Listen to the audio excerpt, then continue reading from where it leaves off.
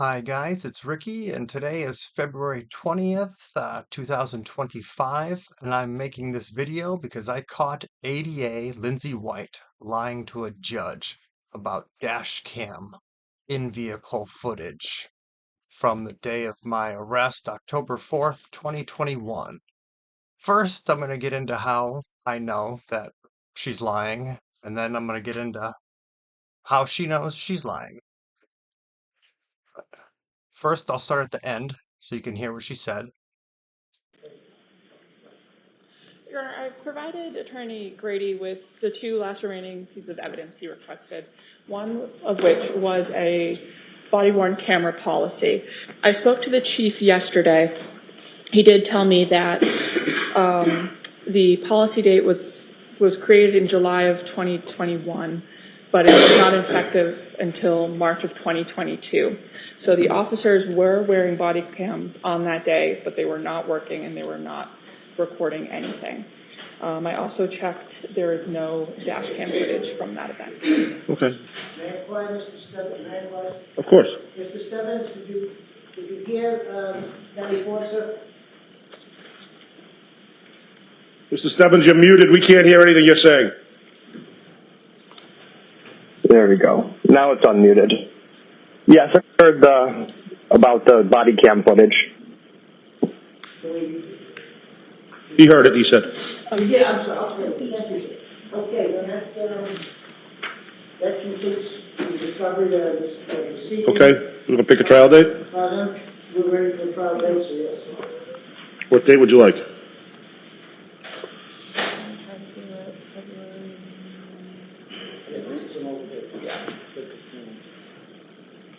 It was a Monday, February 17th. Mr. Stebbins, does February 17th work for trial?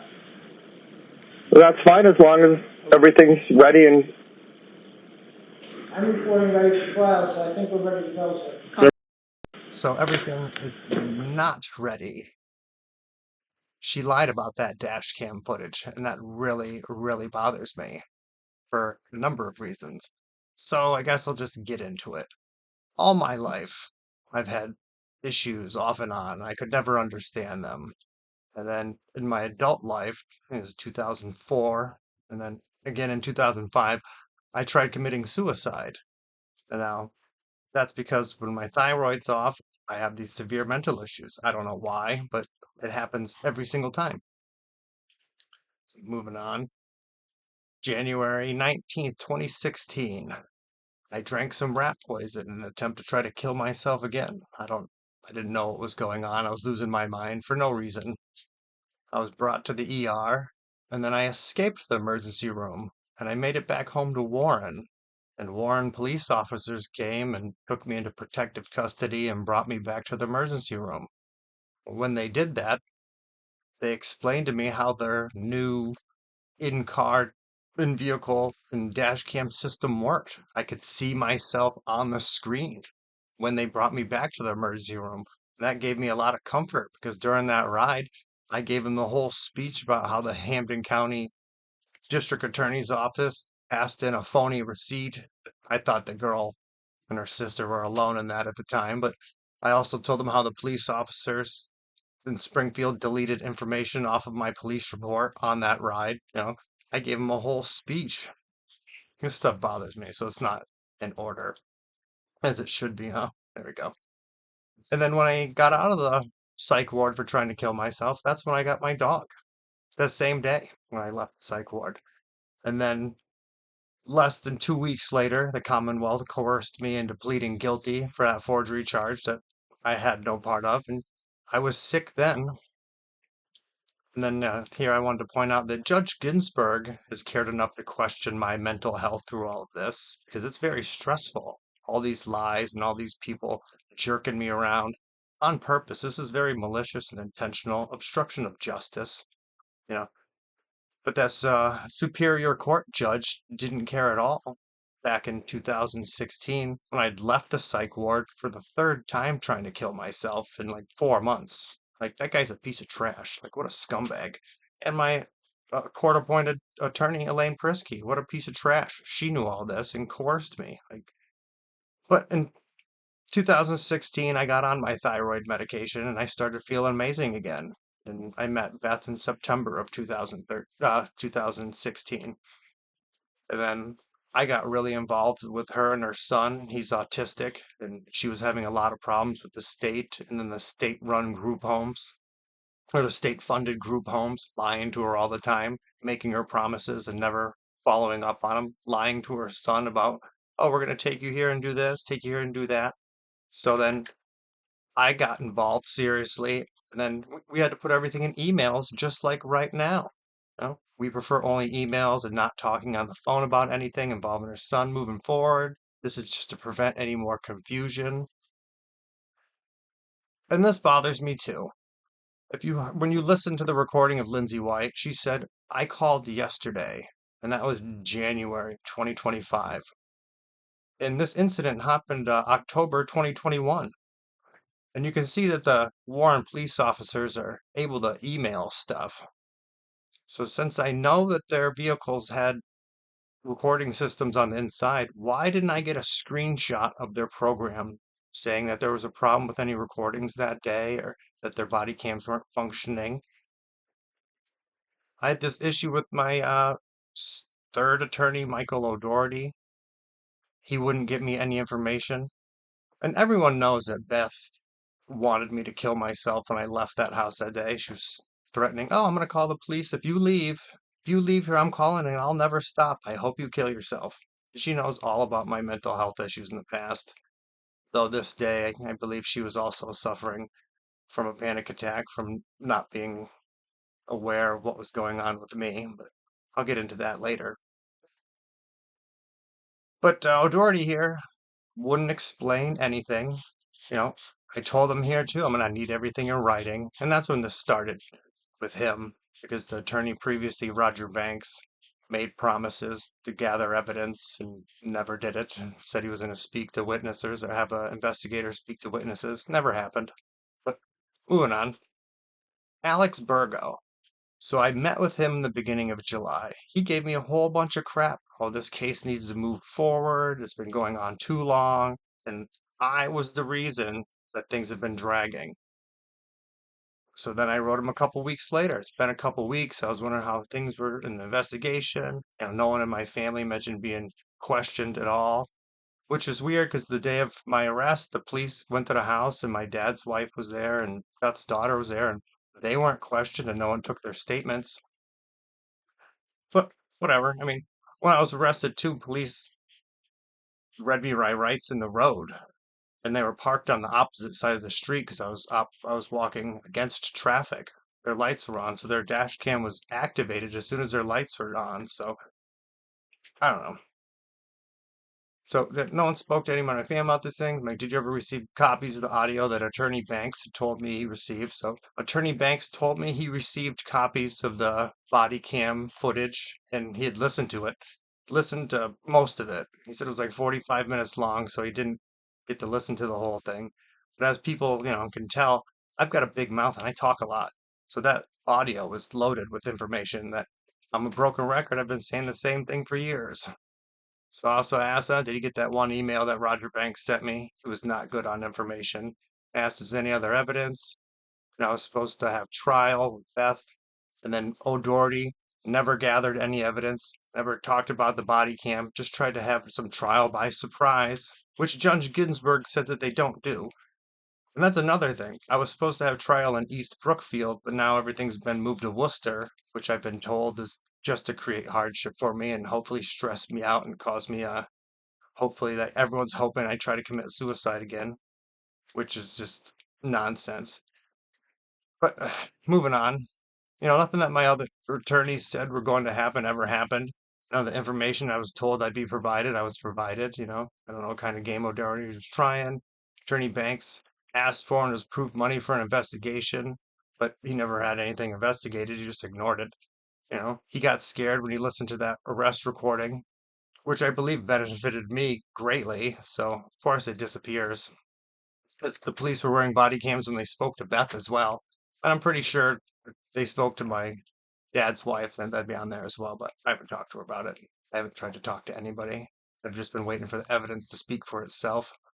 Beth and I was talking about how she wanted to deal with those bogus felonies on my record. So I told Beth all about the felonies on my record. Like, I never shut up. It's not something I'm embarrassed about. I'm not proud of it, but I'm not embarrassed about it.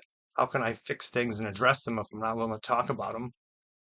So yeah, I don't get on with all this. So yeah, she know I was coerced. Beth wanted to be co-guardian of her son, and I was like all gung ho about it. So it's very surprising to me that I walked out on her that last day and told her I didn't want to be co-guardian of her son anymore, and I didn't want to help her. That was another thing that like struck me like a year later when I finally realized what happened. But it's like, oh, you should know everyone that works for the Common sounds stupid and totally corrupt. I was telling Alex. And here we are, still issues. And Beth had nightmares every night from all of this, all the abuse her son endured, and all the stupidity and incompetence, and all these promises made to her that were never followed through. Like, no wonder that she was a train wreck, and no wonder she was so pissed that I left that day and wouldn't talk to her and wouldn't listen to her at all, which is, you know, all we ever talked about was her son's safety. Yada yada. Beth and I were both seeing therapists. And it's in my medical record, I talked about this, all the abuse her son was going through with my therapists. Like, it, it was absolutely like unimaginable.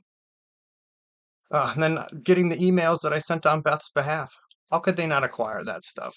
It's been years. Like, how lazy and like, no one ever asked. That's the problem with all of this. No one ever wants to do their jobs. They say, oh, yes, I'm going to do this. And then they don't. I'm not going to read all this, but this is the rest of the email with Alex. And then I gave him a warning at the end. If he didn't tell me what's going on, then I'm going to start putting all this crap online. Ugh, it's just overwhelming for me. So that was July. So then we come to December 1st. This is the first time he responded to any of that, anything I said. Never made any requests, never sent. And we talked about this in his office. I gave him a list of people to have spoken to, witnesses, and from July to December, no one was spoken to. And then he said, he was dealing with ADA Lindsay White at the time. He asked if he'd get the Warren PD body cam thing in writing. Want it in writing. Then requesting this 209 hearing, that's a restraining order. They could have told me that I could have gotten it myself. But instead, he said he would attempt to get it. It's usually not something that he can get, but that's a pathetic excuse that he could have just said, hey, it'll cost you $10, you can get it yourself. But thanks for not telling me. I wanted to get that for my dad before he had passed away in 2002, but oh well. I want to things, but all right.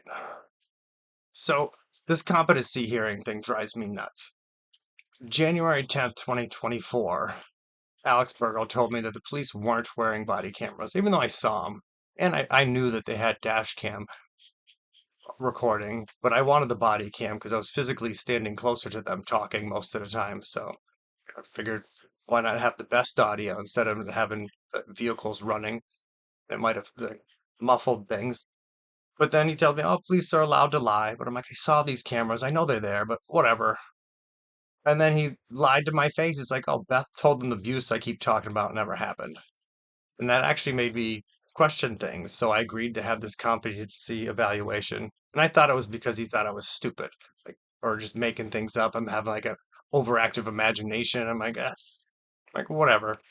But Attorney Burgos spoke to ADA White about the dash cam footage because I told him, I'm like, no, like even if the body cam doesn't exist, those vehicles had dash cam and they were on the wrong side of the road and their lights were on, so it automatically activated.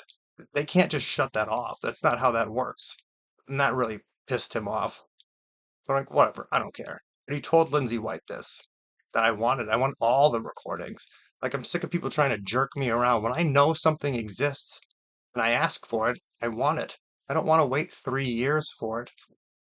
Or wait 3 years to get a screen video to see that you guys deleted it years ago so I wouldn't see it. But anyway, after this, I was so like bothered by it. I went to the police station and filled out a second request. So this is the email I sent from court. I wanted to request all video and audio from my arrest on October 4th. Because Alex and I called the police station and they said they have body cams. I'm like, well, I want it. And then when I left the court, I went to the police station because I wrote a written request for this and also from the footage from 2016 when police gave me a ride to the emergency room. And I never received a response back. So then, weeks later, I go to court and I have this competency evaluation. And Alex Burgo indicated he requested the evaluation because I fired my two previous attorneys. And I didn't fire them. They just didn't do their jobs. And I kept questioning them and it made them uncomfortable, especially because I started putting things in writing. And he says I present with nonlinear, concrete thinking. And he shared that Mr. Stebbins also appears to focus on grievances that he has with regards to this case and espouses conspiracy thinking about his case. How is it a conspiracy when I ask multiple people for the same thing and everyone acts incompetent because they know what's on the recordings? They don't want me to have them. So it's like, Mr. Stebbins indicated he attempted suicide 2004, blah, blah. I think I put this here because I wanted the 2016, even though she wrote the wrong date. February is when I was coerced into pleading guilty, but it was in January 2016 that I drank the rat poison. And that coincides with when the police brought me back to the emergency room. It's like I don't try to hide this stuff. I don't brag about it, but it happened. During the competency evaluation, I digressed off topic.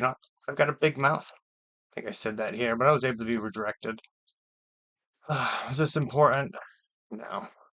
I'll read the whole thing. Mr. Stebbins reported that he's charged with assault and battery, accused of elbowing his ex in the face. He's aware of his plea options. He was able to spontaneously and accurately identify major courtroom officials, yada yada. I'll express his belief that there is no evidence against him. I mean, the police didn't take any pictures. There's no statements. Everybody's been wanting me to attack Beth just because she said I elbowed her, but everyone else has been the ones causing the problem. It's not Beth. Beth's been quiet. She hasn't been bothering me at all. So I don't know.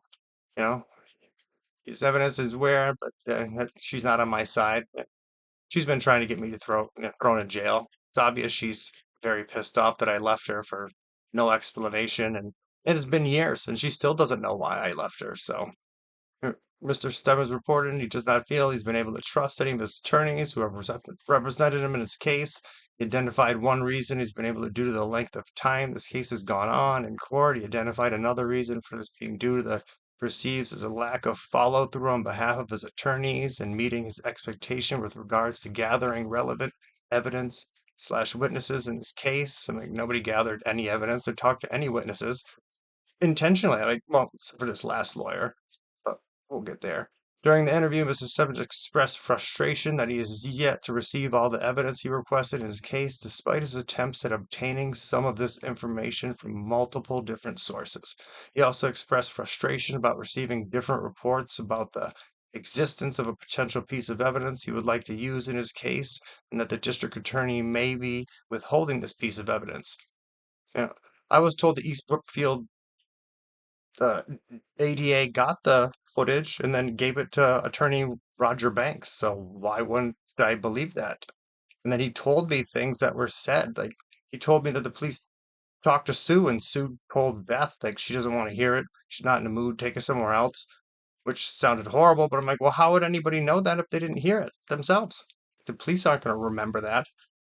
But anyway, Mr. Stebbins said he's unsure if this piece of evidence even exists and that he was told it does not exist anymore, but was also apparently told that the first attorney representing was able to get a hold of it.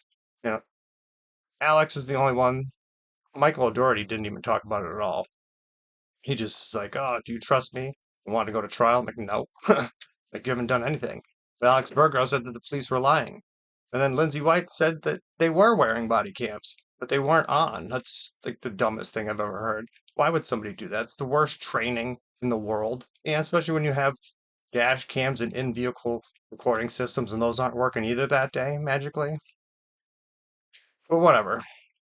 So I was told that apparently attorney's representative said that they had it. Like the first, he had it, and he relayed that he did not fire his previous attorneys. He did not appear to have a clear sense of why the previous attorneys withdrew. I mean, I believe they withdrew because they didn't want to have to deal with any of the things I'm talking about. Like, I have a big mouth. And I keep talking about the same things, and nobody wants to address these problems. Which, if they addressed them, then I wouldn't talk about it anymore. You can't just keep ignoring something that bothers me. Mr. Stebbins expressed an openness to work with his current attorney as long as he thoroughly explains himself, his reasoning is why he is or isn't doing something. And Alex Virgo never followed through on getting a screen recording of this body cam dash cam program that the police have. And like Lindsay White called the day before, and then do I even have that picture? Where the hell is it? Ugh.